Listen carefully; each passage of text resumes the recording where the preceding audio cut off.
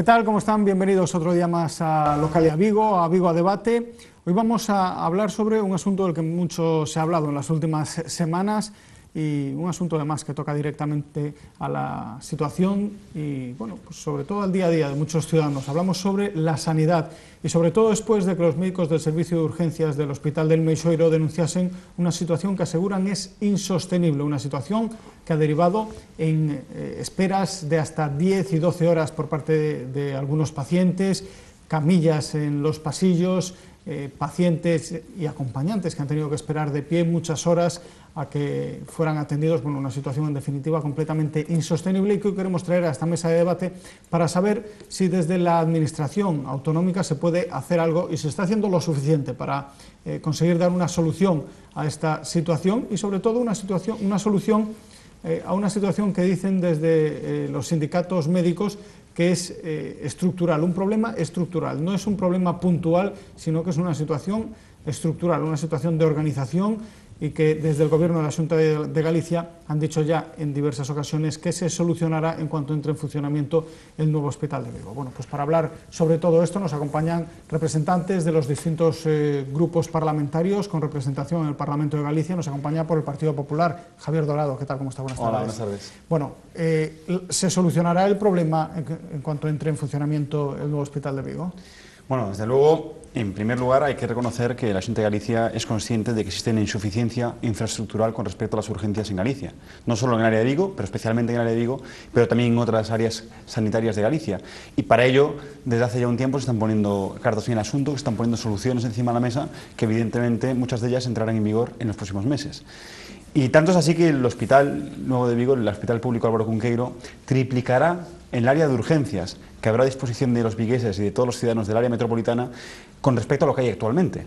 Es una gran actuación, la cual va a mejorar, evidentemente, de manera infraestructural el servicio que se va a prestar en urgencias, con unas mejores instalaciones, con una mejor infraestructura, con una mejor tecnología y todo ello, evidentemente, redundará en la calidad del servicio y redundará en beneficio de todos los ciudadanos. ¿Y hasta entonces? Hasta entonces lo que se ha hecho es reforzar, como es por ejemplo en el área de Vigo, en el Hospital Xeralcíes, poner una planta mayores a disposición de los ciudadanos, en este caso del servicio de urgencias. También hay que tener en cuenta que este repunte, este pequeño colapso que ha llegado a haber en algunas, no colapso, pero sí intensificación de entradas en las áreas de urgencias, ha sido no excepcional, pero sí al menos consecuencia de una alta temporada de entradas por la gripe, concretamente por la gripe, pero también por otras dos cuestiones, que es un virus que hay en una infección respiratoria que está bastante extendido y un virus gastrointestinal que ha producido que durante unos días, ahora en este mes de enero, haya habido pues mayor recurrencia al área de urgencias y esto ha provocado que efectivamente haya habido esperas de más de 6 horas en algunos casos y que evidentemente, y por ello también han hablado tanto el presidente como la consellera de Sanidad, han pedido disculpas porque consideramos que fue un problema sobrevenido, imprevisto, pero que desde luego la Xunta está manos a la obra para poder poner resolución. Bueno, en cualquier caso me imagino que todos los ciudadanos esperaban una sanidad que les dé respuesta. Tengamos un pico de visitas a urgencias, bien sea por gripe, por el virus que sea, la gente espera que cuando va a urgencias, hombre, pues todos, creo que todo el mundo asume una pequeña espera, sobre todo si hay mucha gente, una hora, hora y media tal vez, pero 10 horas es mucho tiempo y bueno, desde los sindicatos médicos aseguran que no se trata de un problema, de un pico en la gripe, sino que es un problema, como decía, estructural, es un problema de organización y yo no sé si desde el BNG, Carme Adán, diputada, ¿qué tal? ¿Cómo está? Buena tarde. Si desde el BNG ven que esto se vaya a poder solucionar con la puesta en funcionamiento del nuevo hospital, pero bueno, antes con alguna de las medidas que decía Javier Dorado. Solamente tenemos que escoitar aos que están todos os días a pé de obra, que realmente, gracias a eles, pois as persoas están recibindo unha atención, decir que non é un problema de un novo hospital, aínda que sexa necesaria infraestructuras millores na área sanitaria de Vigo, porque efectivamente en toda Galicia pois neste momento hubo un problema coas urgencias. En Vigo máis, porque pecharonse camas, reduciuse persoal, 1.500 postos de profesional sanitario en toda Galicia nos últimos anos, datado, esos son datos oficiais, reduciuse o investimento sanitario en 300 millóns dende que goberna Feijóo, e iso, claro, ten unhas consecuencias. É curioso que se diga que foi algo sobrevivido cando o propio persoal de urxencias do Meixoeiro estivo en folga antes do Nadal. É dicir, xa se estaba denunciando a situación de falta de persoal e de falta de medios, porque no Meixoeiro, hai días e temos fotos onde faltaban as camillas, onde as persoas tiñan que agardar de pé, xa non en unhas esperas de 10 horas, de 8 horas, e que unha espera realmente nunha situación que era moi preocupante. Por lo tanto, o que existe aquí, e temos que, dende logo, contradicir completamente as palabras da consellera, non é unha cuestión de confort. As persoas queren unha atención sanitaria de calidade, e o que se demostrou estes días é que non había previsión e que todos os recortes que se foron exercendo na sanidade pública teñen unhas consecuencias, e esas consecuencias, tristemente, as pagan as persoas cando están enfermas. Como veis desde a Alternativa Galega de Esquerda esta situación, Eva Solla, que tal, como estás? Buenas tardes. Boa tarde. Pois evidentemente trátase dunha situación que ven derivada dos recortes, tanto en materia de persoal como en materia de infraestructuras da propia Consellería de Sanidade, é dicir, ese procedimento que levan a cabo para deteriorar cada vez máis a sanidade pública e ir justificando eses traslados que se producen e dos que a Consellería de Sanidade negase a dar conta no Parlamento de Galicia e evidentemente tamén esas privatizacións.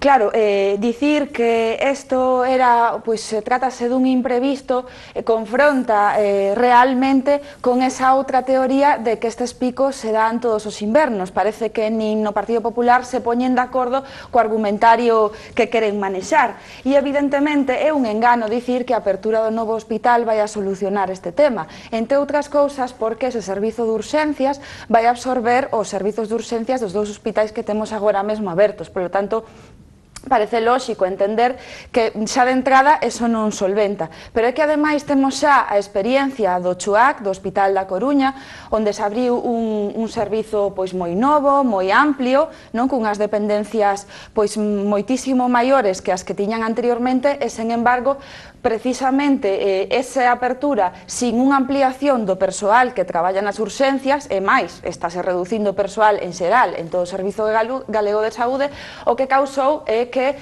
os profesionais traballen agora en peores condicións e os colapsos se sigan producindo porque evidentemente non poden atender máis profesionais dos que se poden atender.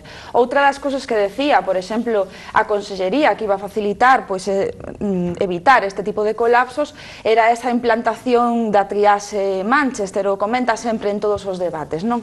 E, bueno, iso é tamén unha falacia, porque iso, se non se implementa máis persoal, non evita que existan os colapsos. E máis, os facilita porque profesionais que antes realizaban outras tarefas, agora teñen que dedicarse a esa triaxe. Eu estive outro día nas urxencias do Meixoeiro, porque ademais o meu servizo, o meu centro de traballo, cos compañeros e coas compañeras, e dende logo denunciaban situacións tremendas no último mes, no que ademais houbo polo Nadal camas pechadas no hospital. Dende o Partido Socialista, como ven este problema? Belozada, boa tarde. Hola, boa tarde. Bueno, a verdade é que eu recordo unha serie de televisión cando era adolescente que se chamaba Os problemas medran. E os problemas medran na sanidade pública galega polo que vimos denunciando na oposición, dende logo o Partido Socialista, no Parlamento galego, dende o ano 2009, que é os recortes. É dicir, en termos orzamentarios, o decía Carme Adán, efectivamente, no ano 2009 había prácticamente 3.800 millóns de euros orzamentados.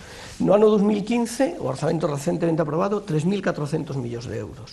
É dicir, que se sumamos os 6 orzamentos do señor Feijóo, estamos falando de máis de 1.600 millóns de euros de recorte. E logo estamos falando de 1.500 traballadores menos, datos do ministro Montoro, non son datos da Internacional Marxista Revolucionaria, insisto, datos do Ministerio de Facenda e Administracións Públicas, 1.500 traballadores na sanidade pública galega menos. E neste escenario, que volvo a repetir, é un escenario que, por suposto, ten que ver cas dificultades económicas, pero ten que ver sobre todo cunha estrategia política de longo plazo. Ten que ver ca estrategia de que a xente que ten capacidade económica, cando ve estas situacións tan difíciles, tan duras na sanidade pública, acaba desviándose á sanidade privada. E aí é onde está digamos, o obxectivo político fundamental da dereita ali cando goberna en relación cos temas sanitarios.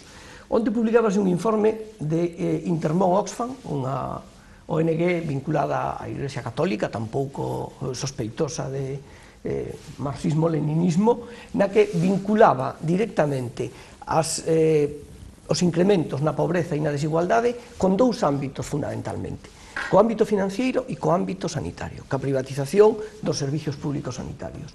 E lamentablemente isto é o que está acontecendo nas urxencias, supoño que neste debate falaremos de outros temas, e desde logo, volvo a repetir, trátase fundamentalmente desa estrategia de que a xente que o pode pagar se vaya aos servicios sanitarios privados. O dixo a conselleira, todos o recordarán, algo absolutamente inaudito, que ela era a conselleira da sanidade pública e da sanidade privada.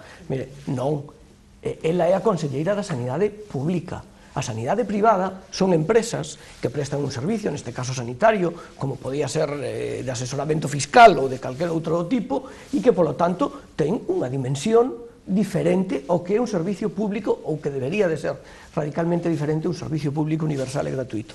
Lamentablemente non é así, lamentablemente se estaban desviando pacientes da sanidade pública a hospitais privados nesta cidade, desde logo mellorando as contas de resultados desas empresas, porque había plantas e plantas pechadas nos propios hospitales públicos. A conselleira falou de confort, pero non foi capaz nin estes días, nin tampouco do Parlamento, de explicar por que é posible dedicar fondos a desviar pacientes á sanidade privada e non se poden dedicar esos fondos a abrir espacios públicos que existen nas infraestructuras hospitalarias actuais e que permanecen pechados. Unha pregunta bastante sinxela. A min, desde logo, me dá a sensación que a resposta ten moito que ver ca propia vida profesional da conselleira, con modelo sanitario que defende, que levado ao extremo fala de dous sistemas sanitarios. Un sistema sanitario privado para aqueles que poden pagalo e un sistema sanitario público que mira hacia a asistencia social, digamos, a palabra beneficencia, a verdade que sona un pouco antigua, para a poboación que non ten condicións económicas para pagar estes servicios. Javier, se ha hablado aquí sobre recortes, falta de comunicación con el sector de la medicina y sobre todo la privatización, como algunas de las causas que estarían detrás de esta situación de colapso que se ha vivido en las últimas semanas. Sí, bueno, la verdad que se han dicho aquí mensajes bastante curiosos y sorprendentes, ¿no? En primer lugar, decir algo así como que queremos desviar los pacientes ricos para la privada, ¿no? Es algo curioso cuando este está siendo el gobierno asunta más inversor en materia sanitaria, cuando se está haciendo la mayor infraestructura hospitalaria y sanitaria pública de España, se está haciendo aquí, en esta área, en Vigo, se están licitando y construyendo 15 centros de salud nuevos en toda la comunidad autónoma de Galicia, se está proponiendo la reforma del Hospital de Mesoeiro, reformas por valor de 500.000 euros para los próximos meses, se está en definitiva protegiendo la sanidad pública con la mayor tecnología, no sé si lo saben, pero probablemente en contraposición con ese discurso usted se basa en teorías fatalistas, que es lo que suelen hacer ustedes en la oposición. Yo lo que sí que le puedo asegurar es que el último Consejo de la Xunta de Galicia, el presidente Feijóo ha aprobado 88 millones de euros destinados a renovar la maquinaria y traer la última tecnología en materia sanitaria para nuestra comunidad autónoma, poniendo a Galicia a la vanguardia infraestructural de toda España en materia sanitaria. Si usted cree que eso es apostar por la sanidad privada, está confundido. Y por otro lado, sí me gustaría puntualizarle, no es que la señora consellera sea la consellera de sanidad privada o pública, es que es la consellera de sanidad, lo cual significa no solo atender o gestionar hospitales, significa tener unos cánones, tener unos procedimientos, tener una serie de cuestiones que afectan tanto a la sanidad pública como a la privada, de la misma manera que el consejero de Industria es consejero de la industria pública y de la industria privada, de la misma manera que es consejero en general. Eso no significa que sea el máximo responsable de la gestión de esos hospitales, sino que evidentemente tiene que velar porque los cánones de seguridad que se apliquen en la sanidad pública y en la sanidad privada estén dentro de los estándares de calidad que pretende el Gobierno de la Xunta de Galicia. Por tanto, yo lo que sí que quisiera decir es que frente a los dos perchas que utiliza siempre la oposición, siempre, con indiferencia de lo que estemos hablando siempre, que son los recortes y la dimisión de la consellera, que son aficionados a eso, a mí me gustaría ver propuestas. Aquí se ha dicho que se han abierto plantas, se ha dicho que se va a reformar el Mesoeiro, se ha dicho, porque lo estoy diciendo yo, que se está construyendo un hospital público que es la mayor infraestructura sanitaria en construcción en toda España. Y eso son soluciones para los problemas, y lo estamos poniendo encima de la mesa.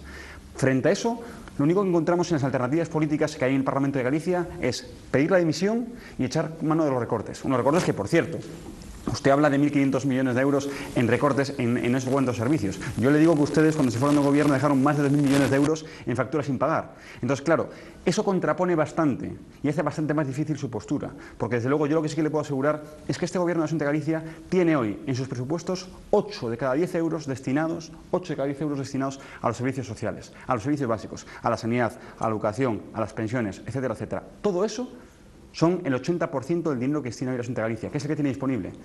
Por lo tanto, eso es el mayor compromiso que puede tener un gobierno, que en este caso es el gobierno de la Xunta, para velar y para garantizar a los ciudadanos, a todos, con independencia de su renta, los servicios públicos, la sanidad y la educación, que es lo que más importa, porque así lo estamos viendo a los ciudadanos de Galicia. Sí. Son demasiadas cousas, porque, claro, mestura absolutamente todo, o pago das nóminas que efectivamente ten a obligación de facer a Consellería de Educación, a Consellería de Sanidade e más ou menos a de Benestar, que realmente podríamos falar aquí de que está ocurrindo con todos os retrasos que existen nos servizos públicos, en concreto nos servizos de Benestar, con que acaba de ser licitado 88 millóns en maquinaria de alta tecnoloxía para 8 anos e tamén non para que sea pública, sino para que se sea beneficios de empresas, que van a ser as que, aparte de poñer a maquinaria, van a ter ese compromiso para a súa... Sí, es unha forma, es un modelo, é un modelo de uso, non é que esa maquinaria vai a ser da Xunta, sino é a forma que vostedes deciden como esa cooperación inteligente, pero é unha forma realmente de ir privatizando, porque o que topamos privatizado na sanidade, vamos a ver, o laboratorio central, as historias clínicas, o servicio de citas, as ambulancias, a alta tecnoloxía. Agora, aparte, claro, evidentemente, as telecomunicacións, da limpeza, do catering e de moitísimo mantemento de equipos. Esa é a realidade, porque a sanidade, como despois agardo que falemos, é un negocio rendible. Vemos que Povisa ten 11 millóns de beneficio e ao mesmo tempo que ten 600 millóns nun convenio coa Xunta de Galicia. E vostedes están desviando pacientes ao mesmo tempo que recortan en persoal sanitario, porque aquí non... xa se dixo por parte de tanto a señora Soia como acaba de facer o señor Rosada a importancia dos e das profesionais sanitarios. É imposible ter un sistema sanitario que non conte coas persoas. Son esas persoas as que están dicindo a súa experiencia, están poñendo, incluso veíamos onte na prensa que están pensando en recurrir á Fiscalía porque se senten desvalidos, porque son as persoas que teñen que dar servicio cando un paciente entra en urgencias e non poden. Entón, non nos fale de 15 centros de saúde que levamos 6 anos agardando por eles, non nos fale, despois falaremos do Hospital de Vigo e da súa privatización, sino que se fai realmente para que funcione a sanidade. As urgencias son simplemente unha mostra, unha imaxen gráfica que vostedes non poden desmentir os pacientes amoreados nos pasillos dos hospitais, no Meixoeiro e en toda Galiza. Eva. Bueno, a verdade é que o argumentario do Partido Popular non se sostén por ningunha parte, non? Porque non só é o goberno, non é o goberno que máis inviste en sanidade, é que o goberno que máis recorta. Alén dos recortes que comentaban o señor Losada, non? En termos nominais, máis de 300 euros en sanidade dende que entrou o Partido Popular, pero é que deses recortes hai que ter en conta que tamén o orzamento grande parte se vai a empresas privadas, polo tanto, si descontamos entre o que vai a empresas privadas e que aparte, que como decía a señora Adán, empregase para soster as nóminas do persoal público, evidentemente o investimento na sanidade pública cada vez é inferior. A reforma do Meixoeiro ben, despois de moitas denuncias, todavía non hai absolutamente nada, é un anuncio pomposo destes que fai o Partido Popular, cando realmente houbo goteras desde fai 15 anos, inundando incluso quirófanos, etcétera, etcétera. O novo hospital público, supoño que falaremos despois, non é público, de xestión privada, con cartos privados, e que nos vai a supor un canon elevadísimo durante 20 anos que vai a lastrar o orzamento público sanitario. Os 15 centros de saúde levan 6 anos de retraso para facer 15 deses 66 que xa non van a facer, co cual parece bastante, bueno, parece unha desvergoña utilizar isto como exemplo dunha boa xestión, pero é que ademais ese exemplo da alta tecnoloxía é unha falacia, porque utilizan un argumentario moi pueril que decir que a Xunta non fabrica maquinaria, e que nunca o fixo, pero sin embargo o contrato, que non van a ser 88 millóns, que poden ser máis, porque non é un contrato tal, sino que un diálogo competitivo, saberá vostede, señor Dorado, que no País Valenciá, cando o señor Zaplana privatizou as resonancias ese diálogo competitivo significou que se incrementou moitísimo máis o prezo que se pagaba dende un inicio, xa foi un auténtico dispendio económico, pois neste caso privatizan incluso a xestión, o mantemento, a formación do profesional, é dicir, privatizan toda a innovación en alta tecnoloxía, en radioloxía, en radioterapia, e é o que significa a privatización da parte central do corazón do Servizo Galego de Saúde, todas as probas complementarias. É unha auténtica barbaridade que, ademais, isto se irá utilizar como exemplo de xestión boa para a sanidade pública, cando que fan precisamente é o contrario. Sí, bueno, parece que o señor Dorado lle molestou un pouco falar o que eu falase de ideoloxía. Vou a seguir falando deso, lamento que lle moleste, pero vou a seguir falando deso. Mira, a historia existe, eu non sei se son perchas que se colga a esquerda, a oposición, pero hai e houbo, por parte dos gobernos da dereita, en todos os países occidentais que tiñan sistemas públicos, universais e gratuitos de sanidade, dúas vías para introducir elementos privatizadores. Por certo, non inventou nin o señor Rajoy nin o señor Feijóo, se inventou fai máis de 30 anos, fundamentalmente no Reino Unido, como vostede sabe, que a ben querida polo Partido Popular señora Thatcher. Un é o que dixen antes, é dicir, trasladar, recortando medios técnicos e humanos, a imaxen de que a sanidade pública funciona mal, unha sanidade pública, insisto, universal, para que as rentas altas se desvíen da sanidade pública á sanidade privada. E isto é así, señor Dorado, vostede pode molestarlle, pode non gustarlle escoitalo, pero non é nada novo, é dicir, é un mecanismo da dereita económica occidental para privatizar o que era un nicho de negocio fundamental. E logo hai unha segunda vía tamén utilizada de maneira bastante sistemática polo señor Feijóo e polos seus conselleiros, que é decir que por determinados servicios, neste caso aínda non en sanidade, pero acabará acontecendo, se lle cobra ás persoas en función da súa renda. Mire, nós non queremos que se lle cobre polos servicios en función da súa renda. Nós queremos que as persoas se lle poñan impostos progresivos en función da súa renda e da súa riqueza, pero que o servicio sexa gratuito e universal para todos, porque senón, que acontece, señor Dorado? Acontece que as persoas que teñen renda e que, polo tanto, teñen que pagar esa tasa polos servicios, acaban índose do sistema público e indo ao sistema privado, e, polo tanto, o sistema público acaba sendo un sistema de segunda categoría, de segunda división. E volvo a repetir, non inventa nin o señor Losada, nin o Partido Socialista, nin a peligrosa esquerda internacional. É un mecanismo que utilizou a dereita europea desde fai décadas, que, por certo, funcionou para as contas de resultado das grandes empresas propietarias de servicios sanitarios privados e empeorou a calidade asistencial de maneira dramática, e o caso inglés é paradigmático desto, señor Dorado. E logo dúas cuestións moi breves. Mire, a primeira é a diferencia, que eu creo que é unha diferencia de fácil comprensión, entre propiedade e aluguer. Cando o Sergas mercaba unha resonancia magnética a Siemens, a mercaba, e era do Sergas, a pagaba, e era do Sergas. E, efectivamente, cando se estropeaba, viñan os técnicos de Siemens a arreglala. Pero isto do diálogo competitivo, Hospital 2050, etc., bueno, todo este metalenguaje que non sabemos moi ben de que están falando, é un aluguer, en realidade. Porque a resonancia non é do Sergas, é de Siemens. E, claro, arregla, porque é del. Pero o Sergas paga un alquiler que, ao cabo dos anos, é máis que o precio de compra. Porque Siemens, igual que a empresa Acciona, que está construindo ese hospital privado en Valladares, non son ONGs como Intermón Oxfam, son empresas privadas que teñen que responder diante dos seus accionistas e que, polo tanto, tentan maximizar os seus beneficios. Logo saca outro tema, señor Losada. Vamos a continuar co debate. Claro. Enseguida fala Javier Dorado, pero antes imos facer un alto para a publicidade e enseguida voltamos.